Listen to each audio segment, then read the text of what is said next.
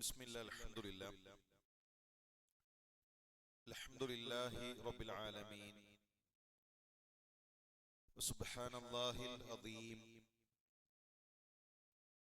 വലാ ഹൗല വലാ ഖുവത ഇല്ലാ ബില്ലാഹിൽ അലിയിൽ അദീം. ഏറെ ബഹുമാനമുള്ള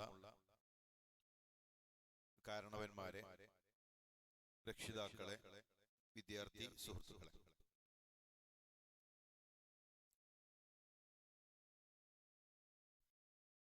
ഒരു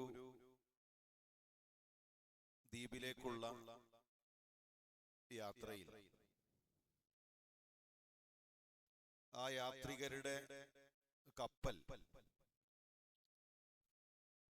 അത് തകരുകയും തിരമാലകൾ അവരെ തല്ലിക്കളിച്ച് ലക്ഷ്യം തെറ്റി ഒരു കൊച്ചു ദ്വീപിൽ ആ ആളുകൾ എത്തിപ്പെടുകയുമാണ്. അവരാ ദ്വീപിൽ എത്തിയപ്പോൾ അവിടെ കാണുന്ന കാഴ്ച, ആ ദ്വീപിന്റെ ഒരു ഭാഗം മുഴുവൻ നല്ല വിലപിടിപ്പുള്ള കല്ലുകളും മുത്തുകളും സ്വർണവും വെള്ളിയുമൊക്കെ ആ ദ്വീപിന്റെ ഒരു ഭാഗത്ത് നിറഞ്ഞു നിൽക്കുകയാണ്. മറ്റൊരു ഭാഗത്തേക്ക് നോക്കിയപ്പോൾ അവിടെ ആളുകൾ വലിച്ചെറിഞ്ഞ മാലിന്യങ്ങളുണ്ട്, പ്ലാസ്റ്റിക് കവറുകളുണ്ട്. അങ്ങനെ മാലിന്യ കൂമ്പാരങ്ങളാണ് ആ ദ്വീപിന്റെ മറ്റൊരു ഭാഗത്തുള്ളത്. ആ ദ്വീപിലെത്തിയ യാത്രക്കാരോട് ആ ദ്വീപിന്റെ രാജാവ് പറഞ്ഞുവെന്നാണ്, നിങ്ങൾക്ക് 24 മണിക്കൂർ സമയം നൽകാം. അതിനിടയിൽ നിങ്ങൾക്ക് എന്തു വേണം അത് നിങ്ങൾ വാരിയെടുക്കുക. 24 മണിക്കൂർ സമയമുണ്ട്. അതിനിടയിൽ എന്തെല്ലാം നിങ്ങൾക്ക് എടുക്കാൻ കഴിയുമോ അതെല്ലാം നിങ്ങൾ വാരിയെടുക്കുക. ഉടനെ ആ ആളുകൾ 2 വിഭാഗമായിട്ട് അവർ തിരിയുകയാണ്. അതിൽ ഒന്നാമത്തെ വിഭാഗം വലിയ സഞ്ചികൾ, വലിയ കവറുകൾ ഒരുക്കി അവര് മുത്തും കല്ലുകളും വിലപിടിപ്പുള്ള ആ സ്വർണവും വെള്ളിയും ഒക്കെ വാരിയെടുത്തുകൊണ്ടിരുന്നു. അവർക്കുറക്കം വരുന്നുണ്ട്, പക്ഷെ അവരുറങ്ങാൻ തയ്യാറല്ല. അവർക്ക് നല്ല ക്ഷീണമുണ്ട്, പക്ഷെ അവർ വിശ്രമിക്കുന്നില്ല. അവരാലോചിക്കുന്നത്, ഇത് വാരിയെടുത്തു കഴിഞ്ഞാൽ തിരിച്ചു നാട്ടിലെത്തിയാലുള്ള ആനന്ദങ്ങളാണ്. രണ്ടാമത്തെ ഒരു വിഭാഗം അവരതൊന്നും ശ്രദ്ധിച്ചില്ല. അവര് കുറെ ആ മാലിന്യ കൂമ്പാരത്തിൽ ചെന്ന് ആളുകൾ വലിച്ചെറിഞ്ഞ വേസ്റ്റിന് ഇടയിൽ, അതിനിടയിൽ ചിതറി, അതിനിടയിൽ അവർ സമയം ചെലവഴിച്ചു. 24 മണിക്കൂർ സമയം കടന്നുപോയി. 2 കൂട്ടരെയും അവിടെയുള്ള മുഴുവൻ ആളുകളെയും രാജാവ് വിളിച്ചുകൂട്ടി. എന്നിട്ട് അവരോട് പറഞ്ഞു, നിങ്ങൾ വാരിയെടുത്തതിന്റെ ഇരട്ടി നിങ്ങൾക്ക് നൽകാം. സമയം കഴിഞ്ഞു, ഇനി ഉള്ളതുമായിട്ട് തിരിച്ചു പോകാം എന്ന് പറഞ്ഞപ്പോഴാണ് ഓരോരുത്തരും അവരുടെ കയ്യിലുള്ളത് എന്താണെന്ന് നോക്കുന്നത്. ഒന്നാമത്തെ വിഭാഗത്തിന് സന്തോഷമായി, കാരണം കയ്യിൽ നല്ല വിലപിടിപ്പുള്ള വസ്തുക്കൾ കുറഞ്ഞ സമയത്തിനുള്ളിൽ അവര് വാരിയെടുത്തിട്ടുണ്ട്. അവര് ഉറങ്ങാൻ അവര് തയ്യാറായിട്ടില്ല, വിശ്രമിക്കാൻ അവര് തയ്യാറായിട്ടില്ല. ആ കിട്ടിയ സമയം മുഴുവൻ അവർ ഉപയോഗപ്പെടുത്തി. രണ്ടാമത്തെ വിഭാഗം അപ്പോഴാണ് ദുഃഖിക്കുന്നത്, കാരണം അവരുടെ കിട്ടിയ മുഴുവൻ സമയവും മാലിന്യ കൂമ്പാരങ്ങൾക്കിടയിലാണ് അവർ കഴിച്ചിട്ടുള്ളത്. യഥാർത്ഥത്തിൽ ഇതാണ് ദുനിയാവിന്റെ ഉപമ. വളരെ ചെറുതാണ് ഈ ദുനിയാവിലെ ജീവിതം. ഈ രണ്ടിൽ ഒരു വിഭാഗത്തിന്റെ പണിയാണ് നമ്മൾ ഇവിടെ ചെയ്തുകൊണ്ടിരിക്കുന്നത്. നമ്മൾ നിർവഹിക്കുന്ന ജമാഅത്ത് നമസ്കാരം നാളേക്കുള്ള സ്വർണമാണ്, നാളേക്കുള്ള നിധിയാണ്. നമ്മൾ നാളേക്കുള്ള നിധികൾ വാരിയെടുത്തുകൊണ്ടിരിക്കുകയാണ്. പ്രബോധന രംഗത്ത് നിങ്ങളുണ്ടോ, ദഅ്വാ രംഗത്ത് നിങ്ങളുണ്ടോ, നിങ്ങൾ നടക്കുന്ന യാത്രകൾ, ഈ വിജ്ഞാന സരസിൽ വന്നിരിക്കുന്ന ഈ സമയം, ഇതെല്ലാം നാളേക്കുള്ള നിധികളാണ്. വേറെ ചില ആളുകളാകട്ടെ, അവരെന്താണ് വാരിയെടുക്കുന്നത് എന്ന് ചോദിച്ചാൽ ഒരു ഉപകാരവും ഇല്ലാത്ത മാലിന്യങ്ങളാണ്. കുറെ ആ പാലത്തിന്റെ അവിടെ ഇരുന്ന് കഥ പറഞ്ഞ്, കുറെ സൊറ പറഞ്ഞ്, കുറെ വടായി പറഞ്ഞ്, അങ്ങനെ മാലിന്യങ്ങൾ ഇങ്ങനെ വാരിക്കൂട്ടിക്കൊണ്ടിരിക്കുക. കുറെ മൊബൈലിൽ തോണ്ടി, വാട്സപ്പിൽ നോക്കി, ഒരു ഉപകാരവും ഇല്ലാത്ത മാലിന്യങ്ങളുടെ പിറകെയാണ് ചില ആളുകൾ പോകുന്നത്. നമ്മൾ ആലോചിക്കേണ്ടത്, നമ്മുടെ ഒരു സമയം കഴിഞ്ഞാൽ, ഈ ലോകത്ത് നിന്ന് യാത്ര തിരിക്കുന്ന നമ്മുടെ അവസാന നിമിഷത്തിൽ മരണത്തെ കൺമുന്നിൽ കാണുമ്പോൾ നമ്മുടെ കൈകളിൽ ഉണ്ടാകുന്നത് എന്താണ്? തസവ്വദ് മിനത് തഖ്വ ഫഇന്നക ലാ തദ്രി ഇദാ ജന്ന ലൈലുൻ ഹൽ തഈശു ഇലൽ ഫജ്രി. തസവ്വദ് മിനത് തഖ്വ, നീ തഖ്വ സമ്പാദിച്ചോ, പരമാവധി തഖ്വ നീ സമ്പാദിച്ചോ. ഫഇന്നക ലാ തദ്രി, കാരണം നിനക്കറിയില്ല രാത്രിയിലേക്ക് നീ പ്രവേശിച്ചു കഴിഞ്ഞാൽ, രാത്രി നിന്റെ വീട്ടിൽ നിന്റെ റൂമിൽ കിടന്നുറങ്ങിക്കഴിഞ്ഞാൽ അടുത്ത പ്രഭാതത്തിൽ ഉണ്ടാകുമോ ഇല്ലേ എന്ന്.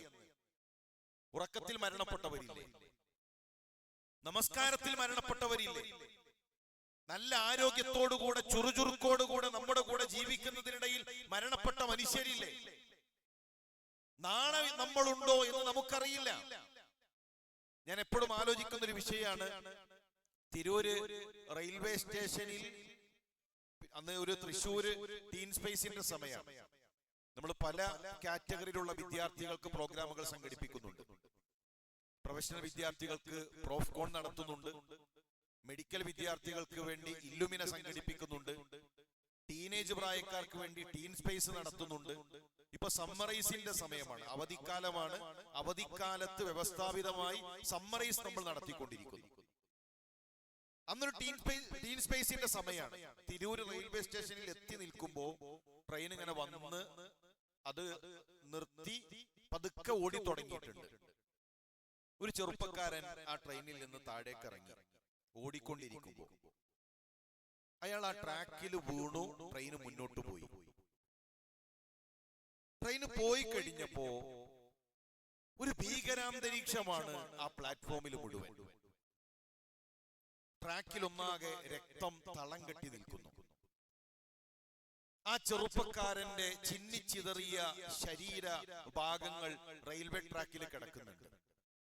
സ്ത്രീകൾ അലമുറയിടുന്നു, ആളുകൾ ഓടിയെത്തുന്നു.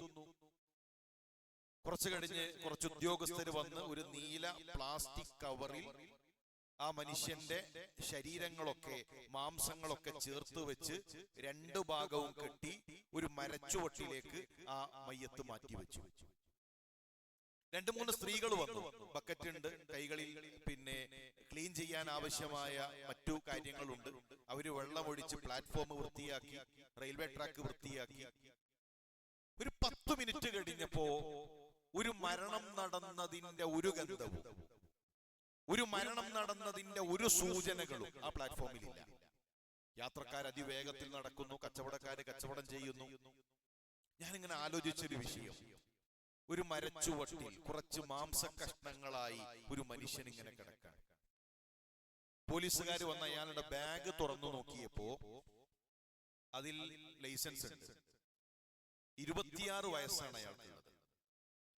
കുറച്ച് മിഠായി പൊതികളുണ്ട്, 2 ടോയ്സ് ഉണ്ട്. അയാളുടെ ഡ്രസ്സ് അയൺ ചെയ്തു വെച്ചിട്ടുണ്ട്. നിലമ്പൂരാണ് അയാളുടെ നാട്. അപ്പൊ നിങ്ങൾ ആലോചിച്ചിട്ടുണ്ടോ, ഒരു 6:30 വരെ, രാവിലെ 6:30 വരെ ഭാര്യയെ കാണാൻ ആഗ്രഹമുള്ള, മക്കളെ കാണാൻ കൊതിയുള്ള നമ്മളെപ്പോലെ മക്കളുടെ അരികിലേക്ക് എത്തുമെന്ന് കൊതിച്ച് യാത്ര ചെയ്തൊരു മനുഷ്യൻ ഒരു കണ്ണിമ വെട്ടുന്ന നേരം കൊണ്ടാണ് ആ മനുഷ്യന്റെ ലോകം മാറിയത്.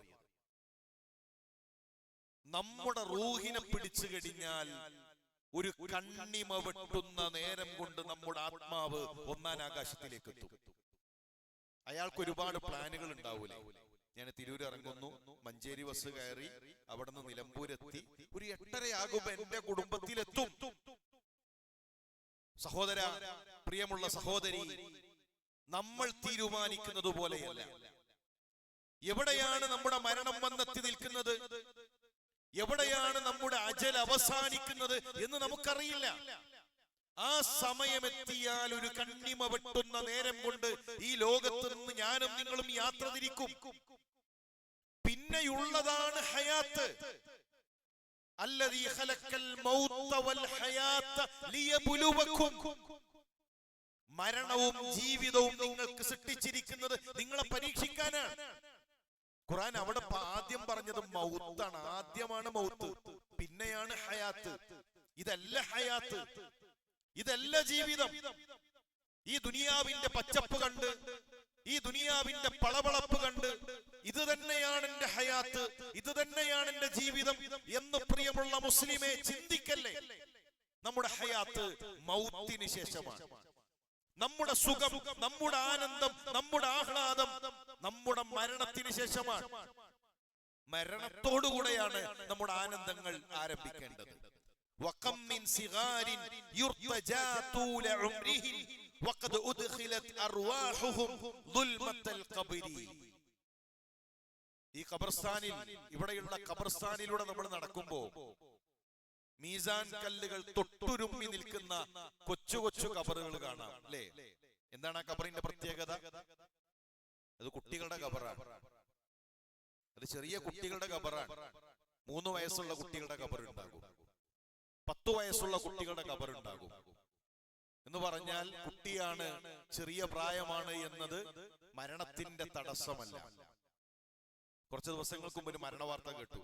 കല്യാണത്തിന്റെ അന്ന് പുതിയാപ്ല നിക്കാഹ് കഴിഞ്ഞു നിൽക്കുമ്പോഴാണ് അമ്മോന് ചെറിയ ഒരു നെഞ്ചുവേദന വരുന്നത്. ഉടനെ അമ്മോന് കുറച്ച് പ്രായമുണ്ട്, എല്ലാവരും കൂടെ ചേർന്ന് പിന്നെ ഹോസ്പിറ്റലിലേക്ക് കൊണ്ടുപോയി.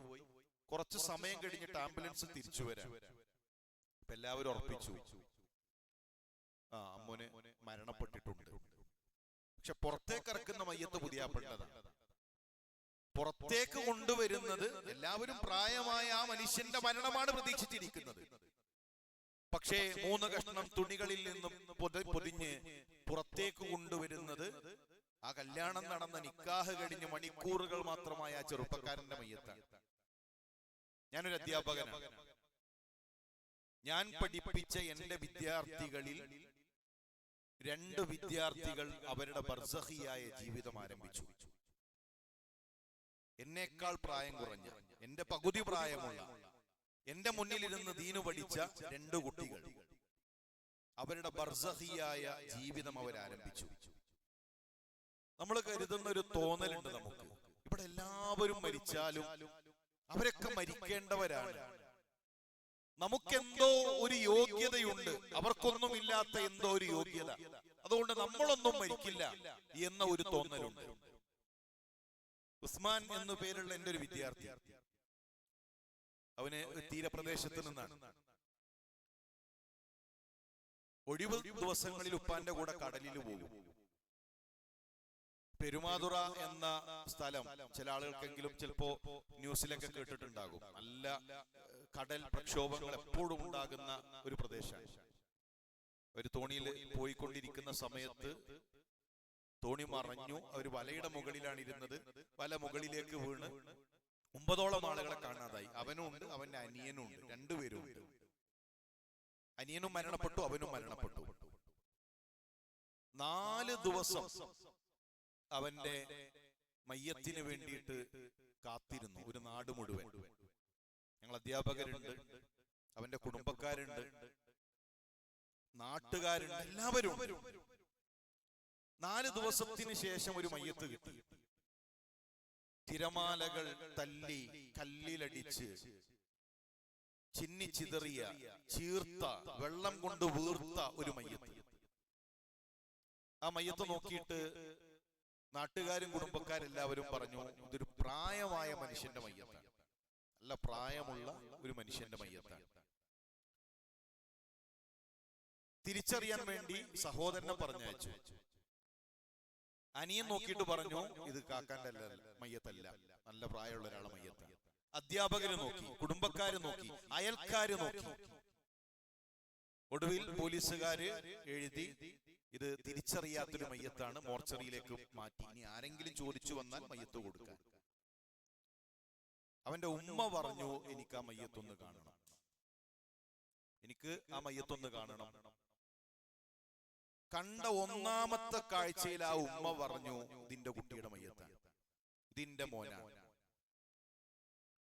പോലീസുകാർ പറഞ്ഞു DNA പരിശോധനയ്ക്ക് ശേഷമേ മയ്യത്ത് വിട്ടുതരാൻ കഴിയുള്ളൂ. പരിശോധന നടത്തി, അത് ആ കുട്ടിയുടെ, ആ ഉമ്മയുടെ മകനാണ്. കൂട്ടുകാര് നോക്കിയിട്ട് തിരിച്ചറിയാത്ത, അധ്യാപകര് നോക്കിയിട്ടറിയാത്ത, അയൽക്കാര് നോക്കിയിട്ടറിയാത്ത ആ മയ്യത്തിനെ ഒറ്റ നോട്ടത്തിൽ ആ ഉമ്മ തിരിച്ചറിഞ്ഞെങ്കിൽ ഈ ലോകത്ത് ഏറ്റവും അധികം നമ്മളെ അറിയുന്നത് നമ്മുടെ ഉമ്മാക്കാണ്. ഈ ലോകത്ത് മറ്റാരെക്കാളും നമ്മളെ അറിയുന്നത് നമ്മുടെ ഉമ്മാക്കാണ്. ഉമ്മയെപ്പോലെ നമ്മളെ അറിഞ്ഞ മറ്റൊരാളില്ല. ഞാനിത് പറഞ്ഞു വന്നത്, എന്നേക്കാൾ പ്രായം കുറഞ്ഞ ആ കുട്ടികൾ, കഴിഞ്ഞ 2 ആഴ്ച മുമ്പാണ് എന്റെ മറ്റൊരു വിദ്യാർത്ഥി അർഷിദ്, ഡിഗ്രി കഴിഞ്ഞ ചെറിയ പ്രായമാണ്. ശരിക്ക് ആ മോർച്ചറിയുടെ പുറത്തിങ്ങനെ നിൽക്കുമ്പോ നമ്മൾ ആലോചിക്കേണ്ടത്, എന്തേ നമ്മൾ നമ്മുടെ ഒരു മരണത്തെ കുറിച്ച് ചിന്തിക്കാത്തത്? ഒരു മയ്യത്ത് കൊണ്ടുപോകുമ്പോഴാണ് ഒരാൾ ചോദിച്ചത്, ഉമറേ ആരുടെ മയ്യത്താണത്, ആരുടെ മയ്യത്താണ്? ഉമർ റളിയല്ലാഹു തന്റെ മറുപടി, അൻത, അത് നിന്റെ മയ്യത്താണ്. അവരൊക്കെ മരിച്ചല്ലോ എന്നല്ല ആലോചിക്കേണ്ടത്, ഇതുപോലെ എനിക്കും പോകേണ്ടതുണ്ട്, ഇതുപോലെ ഒരു ദിവസം എനിക്കും പോകേണ്ടതുണ്ട്. വകം മിൻ സ്വഹീഹിൻ മാത മിൻ ഗൈരി ഇല്ലത്തിൻ വകം മിൻ സഖീമിൻ ആശ ഹീനം മിൻ അദ്ദഹരി. നല്ല ആരോഗ്യത്തോടു കൂടെ നടന്ന എത്ര മനുഷ്യർ പെട്ടെന്നാണ് അവരുടെ മരണവാർത്ത കേട്ടത്. നല്ല ആരോഗ്യമുണ്ടായിരുന്നവർ, എന്നാൽ രോഗികളായി ഇപ്പൊ മരിക്കുമെന്ന് കരുതിയവരോ എത്ര കാലമായി അവര് കിടക്കുന്നു. ഒരു ഉമ്മ വളരെ പ്രായമായിട്ടുണ്ട്, അവരുടെ സ്വത്ത് അവരറിയാതെ അവരുടെ മകളും മരുമകനും അവരുടെ പേരിലേക്ക് മാറ്റി. ഉമ്മ അറിയാതെ ഉമ്മാന്റെ ഒപ്പ് വാങ്ങി മകളും മരുമകനും അവരുടെ പേരിലേക്ക് ആ സ്വത്ത് മാറ്റി. ഉമ്മാക്ക് അറിഞ്ഞപ്പോ ഭയങ്കര സങ്കടമായി. അത് അപ്പൊ ഉമ്മ ചോദിച്ചു, മോളെ എന്റെ സ്വത്ത് നിനക്കുള്ളതന്നല്ലേ, ചോദിച്ചാ ഞാൻ തരുമല്ലോ, എന്തിനാണ് പറയാതെ ചെയ്തത്? അതിനാ മോള് തിരിച്ചു ചോദിച്ച ചോദ്യം എന്താണെന്നറിയോ?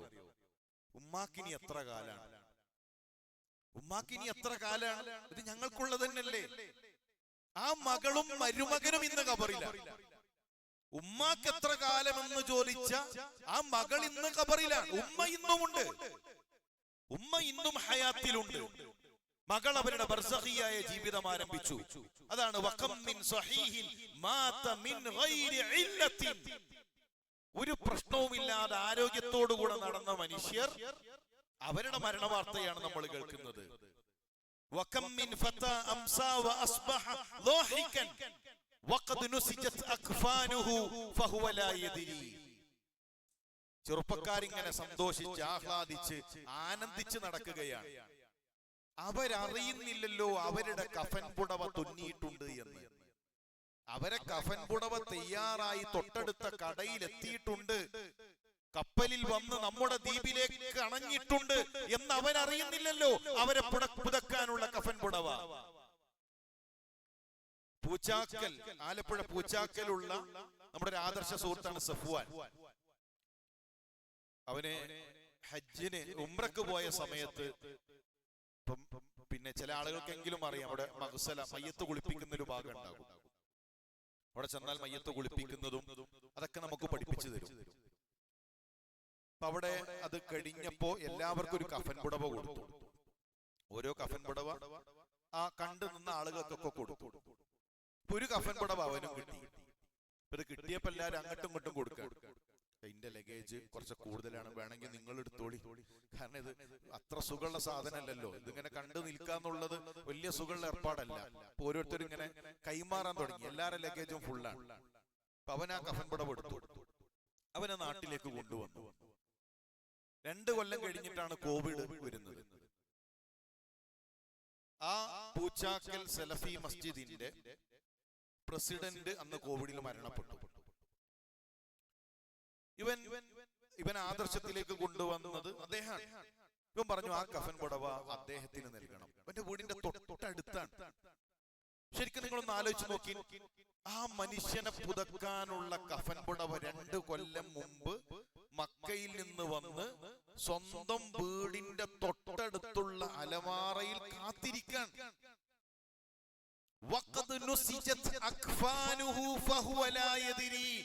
മനുഷ്യരെ, നിങ്ങളെ പുതക്കാനുള്ള തുണി തയ്യാറായി നിൽക്കുന്നുണ്ട്. നിങ്ങളത് അറിയുന്നില്ലല്ലോ. ഏതോ ഒരു കടയിൽ ഒരു ഷെൽഫിൽ നമ്മളെ പുതക്കാനുള്ള 3 കഷ്ണം തുണി വന്നെത്തിയിട്ടുണ്ട്. നമ്മൾ ഇപ്പോഴും ഇങ്ങനെ ആലോചിക്കാൻ, 10 കൊല്ലം കഴിഞ്ഞിട്ട് എന്ത് ബിസിനസ് ഉണ്ടാക്കണം, നമ്മുടെ സാമ്രാജ്യം എങ്ങനെയാകുന്ന ആലോചിക്കാൻ. 3 ദിവസം കഴിഞ്ഞാൽ പുതക്കാനുള്ള തുണി അവിടെ വന്ന് കിടക്കുന്നുണ്ട്. പ്രിയമുള്ളവരെ, ആ മരണത്തെ കുറിച്ച് നമ്മൾ ആലോചിക്കണം. ഏത് സമയത്തും ആ മരണം നമ്മുടെ അരികിലേക്ക് എത്തും. റസൂലുള്ളാഹി സ്വല്ലല്ലാഹു അലൈഹി വസല്ലം അല്ലാഹുവിന്റെ റസൂലിന് ജിബ്രീൽ അലൈഹിസ്സലാം നൽകിയ ഒരു ഉപദേശം, മുഹമ്മദ് നബിയെ, നിങ്ങൾ ഉദ്ദേശിക്കുന്ന രൂപത്തിൽ നിങ്ങൾ ജീവിക്കുക. പക്ഷെ ഒരു കാര്യമുണ്ട്, താങ്കൾ മരണപ്പെടുക തന്നെ ചെയ്യും. ഇവിടെ എങ്ങനെയും ജീവിക്കാം. ഇതൊക്കെ കേട്ടാലും ഇതൊന്നും എനിക്ക് ബാധകല്ല. അത് ഒരു 2-3 ആളുകൾ അവരെങ്ങനെ അല്ലാഹ് ദഅവത്തിനായിട്ട് ഇറക്കിയതാണ്. ഞാനോ ഇന്നെ പടച്ചോൻ ബിസിനസിനായിട്ട് ഇറക്കിയതാണ്, എന്നെ പടച്ചോൻ ദുനിയാവിനായിട്ട് ഇറക്കിയതാണ്, എന്നെ പൊളിറ്റിക്സിനാക്കിയിട്ട് ഇറക്കിയതാണ്. ആ ഒരു ചിന്തയിൽ നമുക്ക് ജീവിക്കാം. നിങ്ങളും മരിക്കുക തന്നെ ചെയ്യും. ആ മരണം നമുക്കുറപ്പാണ്.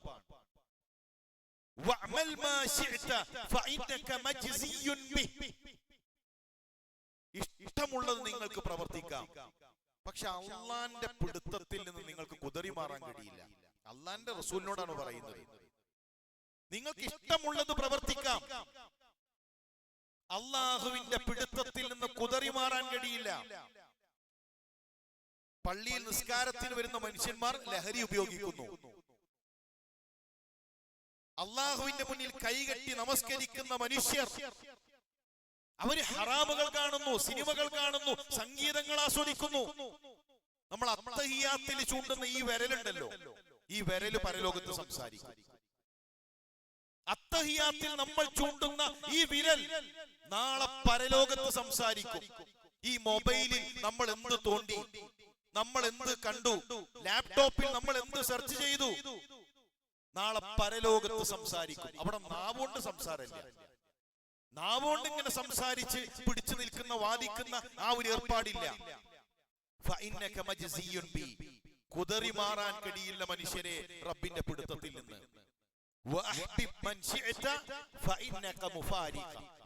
ഇവിടെ ആരെ സ്നേഹിച്ചാലും പിരിയും.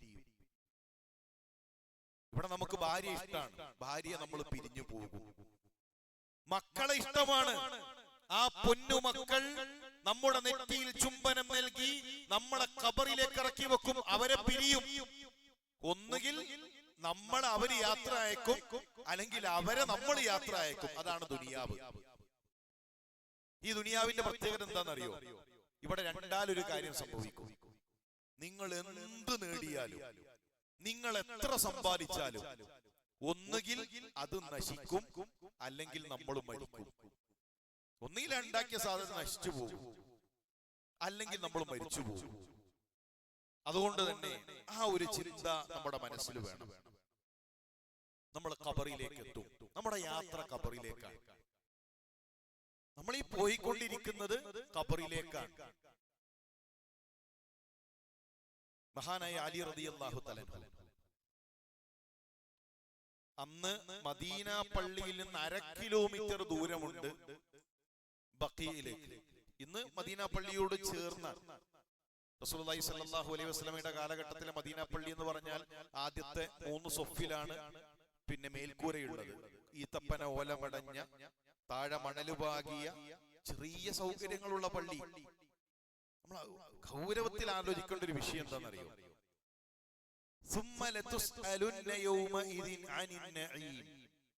ഈ അനുഗ്രഹത്തിന് അള്ളാന്റെ മുന്നിൽ മറുപടി പറയണമെന്ന് റസൂലുള്ളാഹി സ്വല്ലല്ലാഹു അലൈഹി വസല്ലം ഓതിക്കൊടുത്ത സ്വഹാബത്തിന്റെ അനുഗ്രഹം എന്താണ്? അവര് നിസ്കരിച്ച പള്ളി താഴെ മണലാണ്. ആ പള്ളിയുടെ മുകളിൽ ആദ്യത്തെ 3 സൊഫിലാണ് ഈത്തപ്പന ഓല കൊണ്ടുള്ള ഒരു മേൽക്കൂര. ബാക്കി വെയിലാണെങ്കിൽ വെയിലാണ്, മഴയാണെങ്കിൽ മഴയാണ്.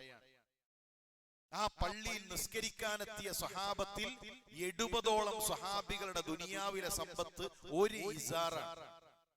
ഒറ്റ ഇസാർ. ഉംറക്ക് പോകുമ്പോ അരയിലെടുക്കുന്ന തുണിയാണ് ഇസാർ, ചുമലിലിടുന്ന തുണിയാണ് രിദാ. അവരുടെ സമ്പത്ത് ഒരു ഇസാർ. പുതക്കാൻ ഒരു പുതപ്പില്ല, വിശന്നാല് ഭക്ഷണമില്ല, തലചായ്ക്കാൻ ഒരു വീടില്ല. ആ സ്വഹാബത്തിനോടാണ് അള്ളാന്റെ റസൂൽ സല്ലല്ലാഹു അലൈഹി വസല്ലം പറഞ്ഞത്, സ്വഹാബ, ഈ അനുഗ്രഹത്തിന് അള്ളാന്റെ മുന്നിൽ മറുപടി പറയേണ്ടി വരും. എത്ര അനുഗ്രഹം കിട്ടി കൂട്ടരെ! ഈ പള്ളി എത്ര വലിയ അനുഗ്രഹമാണ്. നമ്മൾ ഇവിടെ വന്നപ്പോ അങ്ങനെ നോക്കി നിന്നുപോയി.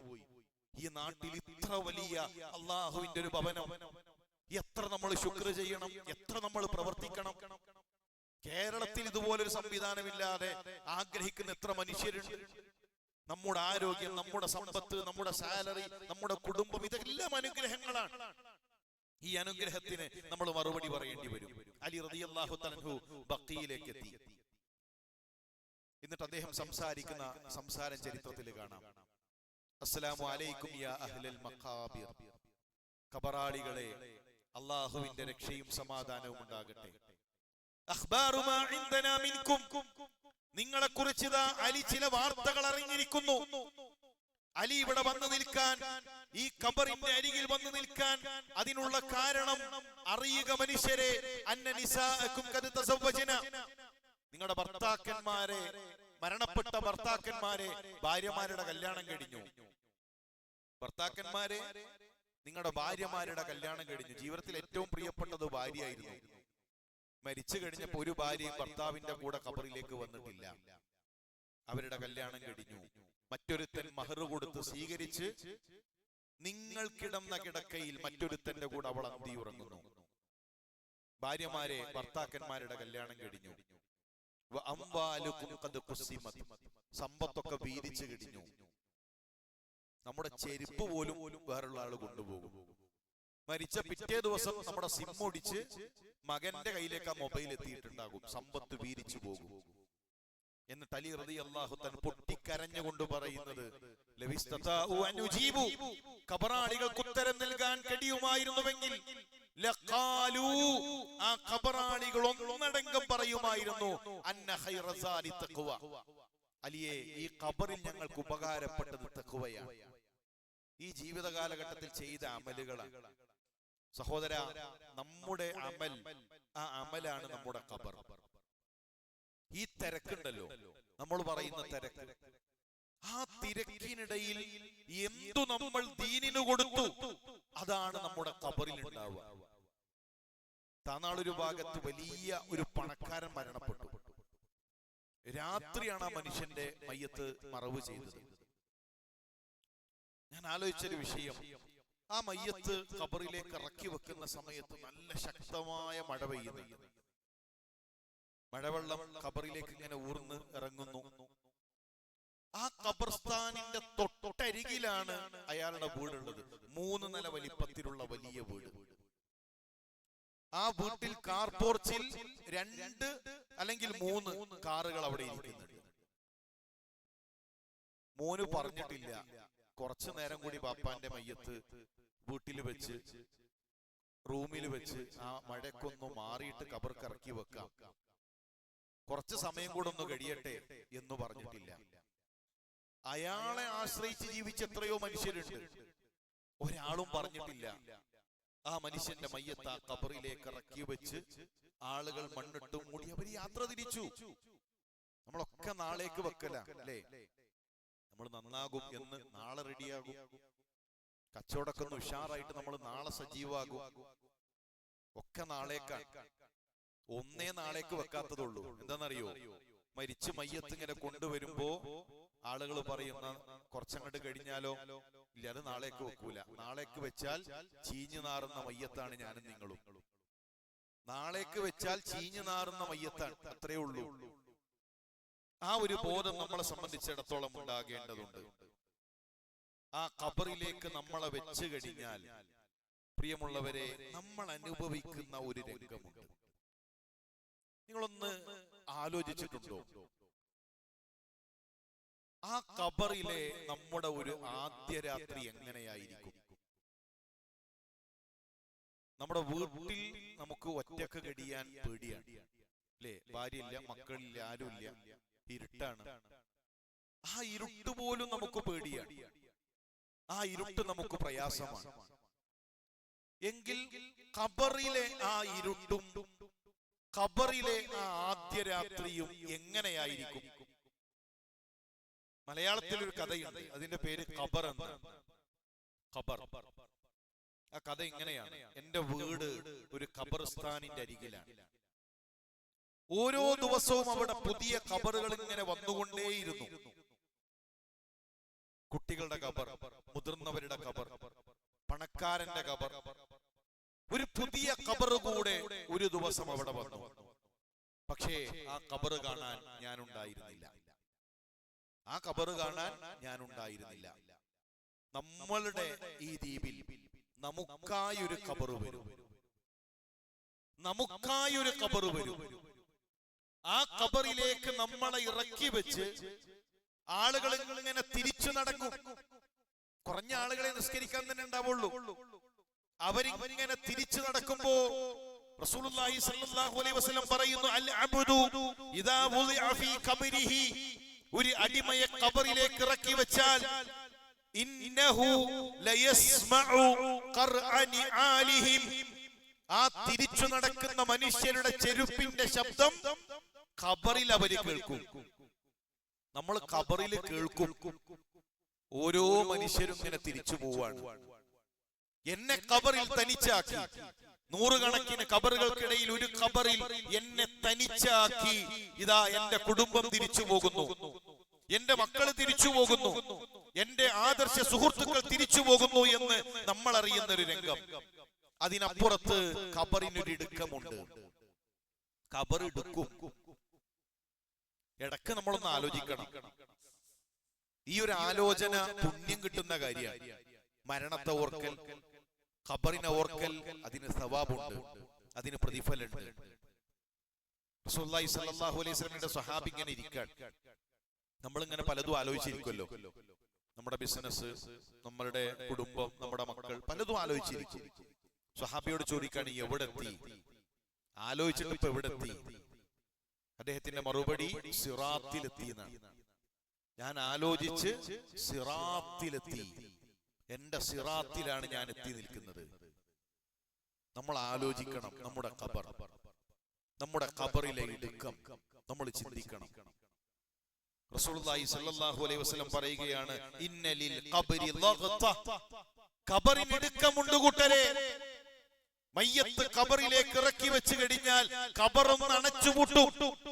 ലൗ കാന അഹദുൻ നാജിയൻ മിൻഹാ നജാ സഅദ് ഇബ്നു മുആദ്, ആരെയെങ്ങാനും ഖബർ വെറുതെ വിടുമായിരുന്നുവെങ്കിൽ സഅദ് ഇബ്നു മുആദിനെ ഖബർ വെറുതെ വിടുമായിരുന്നു.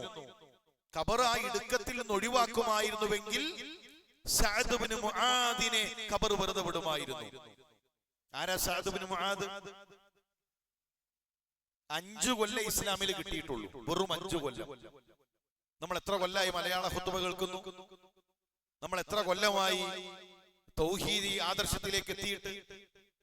5 കൊല്ലമേ സഅദ് ഇബ്നു മുആദിന് കിട്ടിയിട്ടുള്ളൂ. ഹദീസിൽ കാണാം, ആ 5 കൊല്ലത്തെ അമല് കൊണ്ട് സഅദ് റളിയല്ലാഹു തആല മരണപ്പെട്ടപ്പോൾ അല്ലാഹുവിന്റെ അർശ് പ്രകമ്പനം കൊണ്ടു, റബ്ബിന്റെ അർശ് പ്രകമ്പനം കൊണ്ടു. 70,000 മലക്കുകൾ ഭൂമിയിലേക്ക് ഇറങ്ങി വന്നു. അദ്ദേഹത്തിന് വേണ്ടി പ്രാർത്ഥിച്ചു, ജനാസ നമസ്കാരത്തിൽ പങ്കെടുത്തു. 5 കൊല്ലം കൊണ്ട് അല്ലാഹുവിന്റെ അർശ് പ്രകമ്പനം കൊള്ളുമാറ് അമലുകൾ ചെയ്യാൻ ആ സാധിച്ച സ്വഹാബിയെ പറ്റിയിട്ടാണ് അല്ലാഹുവിന്റെ റസൂൽ പറഞ്ഞത് ഖബറിന്റെ ഇടുക്കമുണ്ടായിരുന്നു എന്ന്. ഇപ്പൊ നമ്മുടെ അവസ്ഥ എന്താണ്? ആ ഖബറിലേക്കുള്ള നമ്മുടെ അമൽ എന്താണ്? നമ്മൾ കുറെ ഒന്നും ചെയ്തിട്ടില്ല. നമുക്കിങ്ങനെ തോന്നുന്നുണ്ട്, നമുക്ക് അത്യാവശ്യമൊക്കെ ആയിട്ടുണ്ട്, കുറെ നമ്മൾ പ്രവർത്തിച്ചിട്ടുണ്ട്, കുറെ നമ്മൾ ചെയ്തിട്ടുണ്ട്. നമ്മുടെ അമലും ഇങ്ങനെ വലിപ്പം തോന്നിപ്പിക്കാൻ, പ്രിയമുള്ളവരെ, ഒരു അമലും നമ്മുടെ കൈകളിലില്ല. മഹാനായ അബൂ ഹുറൈറ റളിയല്ലാഹു തആല അൻഹു മരണാസന്നമായി കിടക്കുന്ന സമയത്ത് കരയാണ്. മരണാസന്നമായി കിടക്കുന്ന സമയത്ത് അബൂ ഹുറൈറ റളിയല്ലാഹു തആല അൻഹു, പ്രവാചകന്റെ പ്രിയപ്പെട്ട സ്വഹാബി, പൊട്ടിക്കരയാണ്. എന്തേ കരയാനുള്ള കാരണം? 5374 ഹദീസുകൾ ലോകത്തെ പഠിപ്പിച്ച അബൂ ഹുറൈറ നിസ്കാരത്തിന് ചിലപ്പോ ഇങ്ങനെ ബോധം നഷ്ടപ്പെട്ടു വീഴും. നിസ്കാരത്തിൽ ഒരാൾ വീഴുന്ന ശബ്ദം കേൾക്കും. നിസ്കാരം കഴിഞ്ഞ് സ്വഹാബത്ത് ഓടി വരും. താഴെ വീണ് അബൂ ഹുറൈറ പെടയുന്നുണ്ടാകും. എന്തേ കാരണം? വിശപ്പാണ്, പട്ടിണിയാണ്. വിശപ്പാണ്, പട്ടിണിയാണ്. ആ പട്ടിണി കൊണ്ട് ബോധം കെട്ടു വീണ. എന്തിനാ പട്ടിണി കിടന്നത്? റസൂലുള്ളാഹി സ്വല്ലല്ലാഹു അലൈഹി വസല്ലമയുടെ ഹദീസ് പഠിക്കാൻ. ആ അബൂ ഹുറൈറ സ്വഹാബത്ത് ചോദിക്കുന്നു, എന്തിന് കരയണം? അസ്സഫറു തവീൽ, സുദീർഘമായ ഒരു യാത്രക്ക് വേണ്ടി കാത്തു നിൽക്കുകയാണ്. എന്റെ മരണവും കടന്ന് ബർസഹും കടന്ന് മഹ്ശറിലേക്ക് എത്തുന്ന സ്വർഗ നരകത്തിലേക്ക് ആളുകളെ വേർതിരിക്കുന്ന ഒരു ദിവസത്തിലേക്കുള്ള യാത്രയിലാണ് ഞാൻ. പക്ഷേ വസാദു ഖലീൽ, കൊണ്ടുപോകാനുള്ള അമലുകൾ വളരെ ചെറുതാണല്ലോ. അബൂ ഹുറൈറയുടെ കയ്യിലെ അമലുകളൊന്നുമില്ലല്ലോ. അതാണ് മഹാനായ അബൂ ഹുറൈറ റളിയല്ലാഹു തആല അൻഹുവിനെ കരയിപ്പിച്ചത് എങ്കിൽ, അതാണ് മഹാനായ ഉമർ റളിയല്ലാഹു തആല അൻഹുവിനെ കരയിപ്പിച്ചത് എങ്കിൽ, ഇസ്ലാമിക ചരിത്രത്തിലെ മഹാനായ സ്വഹാബി ഉമർ റളിയല്ലാഹു തആല അൻഹു മരണാസന്നമായി കിടക്കുന്ന സമയത്ത് അബ്ദുല്ലാഹ് ഇബ്നു ഉമറിന്റെ മടിത്തട്ടിലാണ് തല വെച്ച് കിടക്കുന്നത്. ഉമർ റളിയല്ലാഹു തആല പറയാണ്, മോനെ അബ്ദുല്ലാ, ഉപ്പാന്റെ കവിളൊന്ന് നിലത്തു വെക്കൂ, ഉപ്പയുടെ കവിളൊന്ന് മണ്ണിലേക്ക് വെക്കുമോ? അബ്ദുല്ലാഹ് ഇബ്നു ഉമർ ഇബ്നുൽ ഖത്താബിന്റെ കവിൾത്തടം മണ്ണിലേക്ക് വെച്ചു. പൊട്ടിക്കരഞ്ഞുകൊണ്ട് ഉമർ എന്ന ഇസ്ലാമിക ചരിത്രത്തിലെ മഹാനായ ഭരണാധികാരി അദ്ദേഹം പറയുന്നുണ്ട്, വൈലുൽ ഉമർ, വൈല ഉമർ, ഉമറിന്റെ കാര്യം പ്രയാസമാണ്, ഉമറിന്റെ കാര്യം പ്രയാസമാണ്. അല്ലാഹു ഉമറിന് പുറത്തു നൽകിയിട്ടില്ല എങ്കിൽ, ഈ മണ്ണിൽ കവിൾത്തടം വെച്ച് കിടക്കുന്ന ഉമറിന്റെ അവസ്ഥ കണ്ടുകൊണ്ടെങ്കിലും റബ്ബ് ഉമറിന് പുറത്തു നൽകിയിരുന്നെങ്കിൽ, റബ്ബ് ഉമറിനോട് കാരുണ്യം കാണിച്ചിരുന്നെങ്കിൽ എത്ര നന്നായിരുന്നു.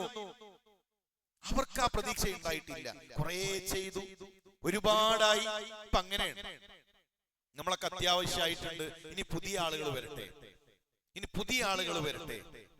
ഞങ്ങളൊക്കെ കുറെ ചെയ്തു. നമ്മൾ എന്താണ് ചെയ്തത്? നമ്മുടെ കൈകളിലുള്ളത് എന്താണ്? നമ്മുടെ അമലുകളിൽ എത്ര അമലിന് ഇഖ്ലാസിന്റെ തൂക്കമുണ്ട്? പടച്ചോൻ ഇഖ്ലാസ് ഉള്ളതേ സ്വീകരിക്കൂ. പ്രിയമുള്ളവരെ, നമ്മുടെ എത്ര നമസ്കാരത്തിന് ഇഖ്ലാസിന്റെ തൂക്കമുണ്ടാകും? നമ്മുടെ എത്ര നോമ്പിന് ഇഖ്ലാസിന്റെ തൂക്കമുണ്ടാകും? ഗൗരവത്തിൽ ഞാനും നിങ്ങളും ആലോചിക്കേണ്ടതാണ്. അതുകൊണ്ട് ആ ഖബറിലേക്ക് നമുക്ക് അമലുകൾ വേണം. ദീനി പ്രവർത്തനം ഔദാര്യമല്ല. നമുക്ക് അങ്ങനെ തോന്നലുണ്ടാകും ചിലപ്പോ. നമ്മളുടെ ഒരു ദിവസത്തെ കടയടച്ച് ഒരു ദിവസം ജോലിയെടുത്ത് ഞാൻ വന്നു, അല്ലെങ്കിൽ ഞാൻ പ്രവർത്തന രംഗത്ത് നിൽക്കുന്നു, ഞാൻ എന്തോ ഒരു ഔദാര്യം ചെയ്തു. അള്ളാന്റെ ദീന് നമ്മുടെ ആരുടെ ഔദാര്യം ആവശ്യമില്ല. നമ്മൾ ഈ ദീനിനെ അങ്ങനെ സഹായിക്കേണ്ട ആവശ്യമൊന്നുമില്ല. ഈ ദീനിന്റെ സംരക്ഷണം അള്ളാഹ് പണ്ഡിതന്മാരെ ഏൽപ്പിച്ചിട്ടില്ല. ഈ ദീനിന്റെ സംരക്ഷണം അള്ളാഹു ഏതെങ്കിലും പ്രബോധകന്മാരെ ഏൽപ്പിച്ചിട്ടില്ല, ഏതെങ്കിലും നേതാക്കന്മാരെ ഏൽപ്പിച്ചിട്ടില്ല. അത് റബ്ബ് ഏറ്റെടുത്തതാണ്. ഈ ദീൻ നിലനിൽക്കും. ഈ ദ്വീപിൽ നമ്മളൊക്കെ പ്രബോധന പ്രവർത്തനത്തിൽ നിന്ന് മാറി നിന്നാൽ അള്ളാഹ് പകരം ആളുകളെ കൊണ്ടുവരും. കാബയുടെ ആളുകളായിരുന്നു മക്കയിലെ മുശ്രിക്കീങ്ങൾ. ഞങ്ങളാണ് കാബയുടെ ആളുകൾ എന്ന് പറഞ്ഞവർ, അല്ലേ? ഖുറൈശികൾ, കാബയുടെ ആളുകൾ, അവരങ്ങനെയാണ് അറിയപ്പെട്ടത്. കാബ പൊളിക്കാൻ അബ്രഹത്തിന്റെ കൂട്ടരും അബ്രഹത്തിന്റെ നേതൃത്വത്തിൽ ഒരു കൂട്ടം ആളുകൾ അഹ്മദ് എന്ന ആനപ്പുറത്തേറി മക്കയിലേക്ക് എത്തി. അബ്ദുൽ മുത്തലിബ് പറഞ്ഞു, അബ്രഹത്തെ, എന്റെ ഒട്ടകത്തെ എനിക്ക് തരണം, എനിക്ക് വേണ്ടത് എന്റെ ഒട്ടകാണ്. ചില ഖുറൈശി ഗോത്രങ്ങൾ കാബയിലേക്കുള്ള വഴി കാണിക്കാൻ ആളെ വിട്ടുകൊടുത്തു. ഇനി മാറിയിട്ട് ഞങ്ങളെ വിഗ്രഹത്തെ തകർക്കണ്ട, ഞങ്ങൾ ഉണ്ടാക്കി വെച്ച ഞങ്ങളുടെ വിഗ്രഹങ്ങൾ അതിനെ പൊളിക്കണ്ട, നേരെ കാബയിലേക്ക് എത്തട്ടെ.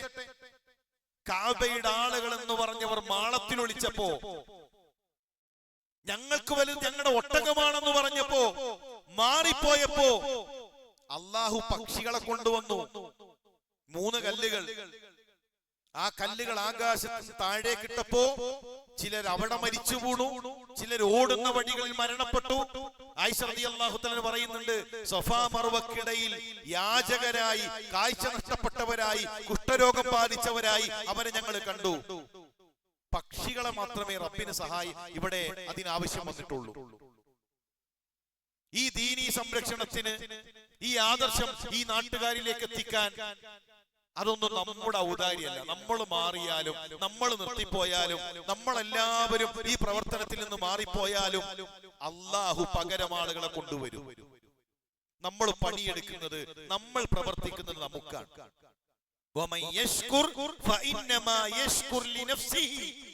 നിങ്ങൾ സമയം കൊടുത്താൽ കൂട്ടരെ നിങ്ങളെ ഖബറിലേക്കാണ്. ഒരു ദിവസം ലീവ് എടുത്താൽ നാളെ പരലോകത്തേക്കാണ്. നമ്മളൊരു 10 വീട് കയറി ക്ഷണിച്ചാൽ നമ്മുടെ ഖബറിലേക്കും നമ്മുടെ പരലോകത്തേക്കാണ്. അല്ലാതെ ദീനിനോട് എന്തോ ഒരു ഔദാര്യം ചെയ്യുന്നു, ഈ സംഘടനയോട് എന്തോ ഒരു ഔദാര്യം ചെയ്യുന്നു, മറ്റുള്ളവർക്ക് വേണ്ടി ചെയ്യുന്നു അല്ല. ഇത് നമുക്കാണ്, അവനവന്റെ ഖബറിനാണ്, അവനവന്റെ പരലോകത്തിനാണ്. ആ ഒരു ചിന്തയാണ് നമുക്കുണ്ടാകേണ്ടത്. ഇവിടെയുള്ള ചെറുപ്പക്കാരോട് എനിക്ക് പറയാനുള്ളത്, നിങ്ങൾ മുന്നിട്ടിറങ്ങണം. സ്വർഗം കൊണ്ട് സന്തോഷ വാർത്ത അറിയിക്കപ്പെട്ട സ്വഹാബികളിൽ എത്ര സ്വഹാബികൾ 40 വയസ്സ് കഴിഞ്ഞ് ഇസ്ലാം സ്വീകരിച്ചിട്ടുണ്ട്? ഒരു സ്വഹാബിയില്ല, ഒരു സ്വഹാബിയുമില്ല. എന്തേ കാരണം? അവർ യൗവനമാണ് ദീനിന് കൊടുത്തത്. എല്ലാം കഴിഞ്ഞ് താടി നരച്ച് വയസ്സായി ഒന്നിനും പറ്റാത്ത സമയത്ത് എന്നാ ഇനി പള്ളിയിലെ സജീവാകാം, അതല്ല. ബദർ യുദ്ധത്തിന്റെ സമയത്ത് ഇബ്നു ഉമർ റളിയല്ലാഹു തന്റെ വയസ്സ് 12 ആണ്. ബദറിൽ പങ്കെടുപ്പിച്ചിട്ടില്ല. ഉഹുദിൽ വയസ്സ് 13 ആണ്. റസൂലുള്ളാഹി സ്വല്ലല്ലാഹു അലൈഹി വസല്ലം തിരിച്ചയച്ചു. പ്രവാചകൻ സ്വല്ലല്ലാഹു അലൈഹി വസല്ലം തങ്ങൾക്ക് വീടൊഴിഞ്ഞു കൊടുത്ത അർഖം ഇബ്നു അബിൽ അർഖം ഇസ്ലാം സ്വീകരിക്കുമ്പോഴുള്ള വയസ്സ് 16 ആണ്. പ്രവാചകൻ സല്ലല്ലാഹു അലൈഹി വസല്ലം വഫാത്താകുമ്പോൾ ഖുർആനിൽ ഏറ്റവും അധികം ഇൽമുള്ള തർജുമാനുൽ ഖുർആൻ ബഹ്റു ഹാദിഹിൽ ഉമ്മ, ഈ ഉമ്മത്തിലെ വിജ്ഞാനത്തിന്റെ കടൽ, ഇബ്നു അബ്ബാസിന്റെ വയസ്സ് 13-14 വയസ്സാണ്. ആ ചെറിയ പ്രായത്തിൽ അവരുടെ 13-ഉം അവരുടെ 14-ഉം അവരുടെ 20-കളും അവരുടെ 30-കളും അവർ ദീനിന് നൽകി. ചെറുപ്പം കൊടുക്കി, യൗവനം കൊടുക്കി, ആരോഗ്യമുള്ള സമയം കൊടുക്കൂ. ആ സമയം ദീനിന് കൊടുക്കൂ. 40-കൾ കഴിഞ്ഞവരെ നമ്മളിങ്ങനെ പഴയ പ്രതാപം പറഞ്ഞിരിക്കല്ല വേണ്ടത്. ഖവാത്തിമാണെന്ന പരിഗണിക്കുക. നമ്മുടെ അവസാനം എങ്ങനെ? 60-70 ഇടയിൽ അത്രയേ ഉള്ളൂ ഈ ഉമ്മത്തിന്. 60 ആയോ? കൂടുതൽ ഇറങ്ങി, കൂടുതൽ സജീവമാക്കി. നര വന്നോ? ഉമർ ഖത്താബ് റളിയല്ലാഹു തആല പറഞ്ഞു, ഇനി ഇത് മതി ഉമറിന് മരണത്തെ ഓർക്കാൻ. ഉമറിന്റെ നാളെടുത്തു, ഉമറിന്റെ ദിവസം എടുത്തു. നര വന്നാൽ ഇനി കുറച്ച് ദുനിയാവൊക്കെ വിട്ടാളി, ദുനിയാവെന്നൊക്കെ ഒന്ന് മാറി. 40 വയസ്സെത്തി കഴിഞ്ഞാൽ ഇദാ ബലഗതൽ 40 ഫഖുദ് ഹിദ്റക്, കൂടുതൽ ശ്രദ്ധിക്കണം. 40 കഴിഞ്ഞോ പിന്നെ അള്ളാന്റെ മുന്നിൽ നമുക്കൊരു എതിറില്ല. നമുക്ക് ഹുജ്ജത്തായി ആ 40 വയസ്സ് മതിയാകും. മുൻഗാമികൾ 40 വയസ്സെത്തി കഴിഞ്ഞാൽ പിന്നെ ഇബാറത്തിലേക്ക് മാറിയിരിക്കുന്നതാണ്. പിന്നെ ഇനി അടുത്ത ഔട്ട്ലെറ്റ് എവിടെ ഇടാം, അടുത്ത ബിസിനസ് ചെയ്ത് തുടങ്ങാം, ഇനി പുതിയ എങ്ങനെ വരുമാനം ഉണ്ടാക്കാം, ഇനി എങ്ങനെ ദുനിയാവ് ഉണ്ടാക്കാം, 4 തലമുറക്ക് ജീവിക്കാനുള്ളത് ഉണ്ടാക്കിയിട്ടും പിന്നെ നമ്മൾ അതിന്റെ പിന്നാലെ ഓടല്ല. പോയി കിടക്കാനുള്ള ഒരു ഖബറുണ്ട്, അവിടേക്ക് വേണ്ടി കൂടുതൽ ഇസ്തിഗ്ഫാർ ചെയ്ത് എങ്ങനെ പരമാവധി അവിടേക്ക് സമ്പാദ്യങ്ങൾ ഒരുക്കാം എന്നതാണ് നമ്മൾ ആലോചിക്കേണ്ടത്. റസൂലുള്ളാഹി സ്വല്ലല്ലാഹു അലൈഹി വസല്ലം പറഞ്ഞു, ലൗ അന്ന ലബ്നി ആദമ വാദിയം മിൻ ദഹബ്, സ്വർണത്തിന്റെ ഒരു താഴ്വരയുണ്ടവന്, അഹബ്ബ അൻ യകൂന ലഹു വാദിയാൻ, നാ തൃപ്തിപ്പെടൂല. ജീവിക്കാനുള്ളതുണ്ട്, ഭാര്യക്കുള്ളതുണ്ട്, മരിച്ചാൽ ഭാര്യക്ക് കൈ നീട്ടേണ്ട ഒരു അവസ്ഥ ഉണ്ടാവൂല, മക്കൾക്കൊക്കെ ജോലിയുണ്ട്, ആവശ്യത്തിനുള്ള സമ്പത്തവനുണ്ട്. പക്ഷെ നിർത്തില്ല, അടങ്ങില്ല, കൊതി തീരില്ല. അടുത്തത് തേടി അവൻ എങ്ങനെ പോകും? മണ്ണ് വായിലേക്ക് വന്നെത്തുന്നത് വരെ, മരിച്ച് ഖബറിൽ വെച്ച് അവന്റെ വായിലേക്ക് മണ്ണെത്തുന്നത് വരെ ദുനിയാവിന്റെ പിറകെ ഓടിക്കൊണ്ടേയിരിക്കും. ഓടൂ നിങ്ങള് ആഖിറത്തിന് വേണ്ടി. ക്ഷീണവും പ്രയാസങ്ങളും ഒന്നും വകവെക്കാതെ ഖബറിന് വേണ്ടി, ആഖിറത്തിന് വേണ്ടി നമ്മൾ സമയം മാറ്റിവെക്കും. ഒതുക്കുങ്ങൽ ഒരു മനുഷ്യൻ, നമ്മുടെ ആദർശ രംഗത്തുള്ള ഒരു പ്രബോധകൻ മരിച്ചപ്പോ ഖബറടക്കി കഴിഞ്ഞപ്പോ ഒരു വൃദ്ധനായ ഒരു മനുഷ്യൻ അവിടെ ഇങ്ങനെ കാത്തു നിൽക്കാൻ. അയാള് കരഞ്ഞുകൊണ്ട് പ്രാർത്ഥിക്കാൻ. ഈ കുടുംബക്കാർ ചോദിച്ചു, ഉപ്പാൻ എങ്ങനെ നിങ്ങൾക്കറിയാം? ഇദ്ദേഹത്തിന്റെ പ്രത്യേകത, മരണപ്പെട്ട മനുഷ്യന്റെ പ്രത്യേകത കിഡ്നി അതിന്റെ മാറ്റിവെക്കലൊക്കെ കഴിഞ്ഞ് അങ്ങനെ ഒരുപാട് പരീക്ഷണങ്ങളിലൂടെ കടന്നുപോയാണ്. ഡോക്ടർമാര് 15 കൊല്ലാണ് പറഞ്ഞത് ട്രീറ്റ്മെന്റിന് ശേഷം. 15 കൊല്ലം കഴിഞ്ഞപ്പോ മൂപ്പര് കൂടുതൽ ആക്റ്റീവായി, ഭയങ്കര സജീവം. അപ്പൊ മക്കള് പറഞ്ഞു എന്നാണ്, ഉപ്പ ഇനി ഒന്ന് ശ്രദ്ധിക്കണം, കാരണം പറഞ്ഞ സമയം കഴിഞ്ഞല്ലോ. അന്ന് അദ്ദേഹം പറഞ്ഞൊരു മറുപടി ഉണ്ട്, ഇനിയാണ് ഞാൻ കൂടുതൽ ചെയ്യേണ്ടത്. കാരണം ഡോക്ടർമാര് പറഞ്ഞത് 15 കൊല്ലാണ്, ബാക്കി അല്ലാഹ് തന്നതാണ്. ബാക്കി അല്ലാഹ് തന്നതാണ്. അതിന് ഞാൻ എങ്ങനെ ശുക്ർ ചെയ്യണം? എന്നിട്ട് ഞാൻ അടങ്ങിയിരിക്കല്ലോ വേണ്ടത്. അത് തന്ന റബ്ബിന് കൂടുതൽ നന്ദി കാണിക്കല്ലേ? ഇദ്ദേഹം പറയാണ്, എനിക്ക് അദ്ദേഹവുമായിട്ടുള്ള ബന്ധം, കോട്ടക്കൽ ഞാൻ ബസ്സിൽ യാത്ര ചെയ്യുമ്പോ ഇദ്ദേഹത്തിന്റെ അടുത്ത് വന്നിരുന്നു, സലാം പറഞ്ഞു, പെട്ടെന്ന് പരിചയപ്പെട്ടു. ജീവിതത്തിൽ ആദ്യമായി 60 കൊല്ലത്തിനിടയിൽ ഒരു മനുഷ്യൻ എനിക്ക് തൗഹീദ് പറഞ്ഞു തന്നു, എനിക്ക് തൗഹീദ് എത്തിച്ചു തന്നു. അദ്ദേഹം മലപ്പുറത്താണ് ഇറങ്ങിയത്. ഇറങ്ങാൻ നേരത്തെ അദ്ദേഹത്തിനോട് പറഞ്ഞു, എനിക്ക് ഇറങ്ങേണ്ടിയിരുന്നത് ഒതുക്കുങ്ങലായിരുന്നു. ഞാന് ഇത് പിന്നെയും ഒരു 20 മിനിറ്റ് യാത്ര ചെയ്തത് കുറച്ചു നേരം കൂടി നിങ്ങൾക്ക് അള്ളാനെ പറഞ്ഞു തരാലോ എന്ന് കരുതിയിട്ടാണ്. എന്നിട്ട് അദ്ദേഹം അടുത്തൊരു ബസ് കയറി തിരിച്ചു വീട്ടിലേക്ക് പോയി. ജീവിതത്തിൽ ആദ്യമായിട്ടാണ് ഒരു മനുഷ്യൻ എനിക്ക് തൗഹീദ് പറഞ്ഞു തന്നത്. ഞാനും എന്റെ കുടുംബവും ഇന്ന് തൗഹീദിലാണ്. അദ്ദേഹം മരിച്ചു എന്നറിഞ്ഞപ്പോ പ്രാർത്ഥിക്കാൻ വേണ്ടി വന്നതാണ്. ആ പ്രാർത്ഥനയുടെ അത്ര ശക്തി വെറുതെ നമ്മുടെ ഖബറിന്റെ അരികിൽ വന്നു നിൽക്കുന്ന, പ്രാർത്ഥനയുടെ അർത്ഥം പോലും അറിയാത്ത മനുഷ്യരുടെ പ്രാർത്ഥനയ്ക്ക് ഉണ്ടാവില്ല. നിങ്ങൾക്ക് ഈ ദുനിയാവിൽ ചെയ്യാൻ കഴിയുന്ന ഏറ്റവും വലിയ സേവനം ഒരു മനുഷ്യനെ തൗഹീദ് എത്തിക്കലാണ്. തൗഹീദ് ഇല്ലാത്ത ഒരാൾക്ക് ലാ ഇലാഹ ഇല്ലല്ലാഹ് എത്തിക്കലാണ്. ഒരു മനുഷ്യനെ സ്വർഗത്തിന്റെ വഴിയിലേക്ക് നടത്തലാണ്. അബ്ദുൽ റസാഖ് അൽ ബദർ അദ്ദേഹത്തിന്റെ ഒരു ചരിത്രത്തിൽ കഥയിൽ ക്ലാസ്സിൽ പറയുന്നുണ്ട്, മസ്ജിദ് നബവിയിൽ ഇരുന്നിട്ടൊരു മനുഷ്യൻ ഏതോ ചില ഏടുകൾ അയാൾ ഇങ്ങനെ പ്രാർത്ഥിച്ചുകൊണ്ടിരിക്കാൻ, ഏതൊക്കെയോ ശേഖന്മാരെ വിളിച്ചുകൊണ്ടിരിക്കാൻ. ആ വൃദ്ധനായ മനുഷ്യന്റെ അരികിലിരുന്നിട്ട് അദ്ദേഹം ഖുർആനിലെ തൗഹീദിന്റെ 2 ആയത്തുകൾ ഓതി കൊടുത്തു. ഷേഖ് പറയാണ്, ആ മനുഷ്യന്റെ കണ്ണിങ്ങനെ നിറഞ്ഞൊഴുകാൻ. അദ്ദേഹം തൗഹീദ് സ്വീകരിച്ചു. എന്നിട്ട് അദ്ദേഹം പറയാണ്, ഇതുവരെ ഒരാളും പറഞ്ഞു തന്നിട്ടില്ല, ഇതുവരെ ഒരു മനുഷ്യനും ഈ ആയത്ത് ഓതി തന്നിട്ടില്ല, പറഞ്ഞു തന്നിട്ടില്ല, കേട്ടിട്ടില്ല. ഒരു 2 ആയത്ത് കേൾക്കേണ്ട ഒരു 2 മിനിറ്റിന്റെ സമയം ഫിത്രത്തിലേക്ക്, തൗഹീദിലേക്ക് അവരെത്തി. ഇത് നിസ്സാരമായ പണിയല്ല. അവസാനം സ്വർഗത്തിലെത്തുന്ന മനുഷ്യനെ ഹദീസിൽ കാണാം. അവസാനം സ്വർഗത്തിലെത്തുന്ന മനുഷ്യൻ, ആ അവസാനത്തെ മനുഷ്യൻ സ്വർഗത്തിലെത്തിയാലും നരകത്തിൽ കഴിയുന്ന കൂട്ടരാണ് പ്രിയമുള്ളവരെ ജീവിതത്തിൽ ശിർക്ക് ചെയ്യുന്നവർ. സ്വർഗമില്ല, നരകം നിർബന്ധമാണ്. ഇതാരാണ്? ഈ ദ്വീപിലുള്ള ഓരോ ആളുകളെയും നമുക്ക് പരിചിതമാണ്, സ്നേഹമാണ്, നമുക്ക് അവരോട് നല്ല ബന്ധമുണ്ട്. പക്ഷെ നാളെ പരലോകത്ത് ആ ബന്ധം ഉണ്ടാവില്ലല്ലോ. അവിടെ രക്ഷപ്പെടണമെങ്കിൽ തൗഹീദ് എത്തണം. അതിന് ഇത്തരം പ്രവർത്തനങ്ങളിൽ കൂട്ടമായി നമ്മൾ ഒന്നിച്ച് നമ്മൾ പ്രവർത്തിക്കണം. ഏതെങ്കിലും 1-2 ആളുകളല്ല. നമസ്കാരം നമ്മൾ സംഘടിതമായിട്ടാണ് ചെയ്യുന്നത്, ഒന്നിച്ചാണ് നമ്മൾ ചെയ്യുന്നത്. സ്വാദിഖീങ്ങളുടെ കൂടെ നിങ്ങൾ നിൽക്കണം.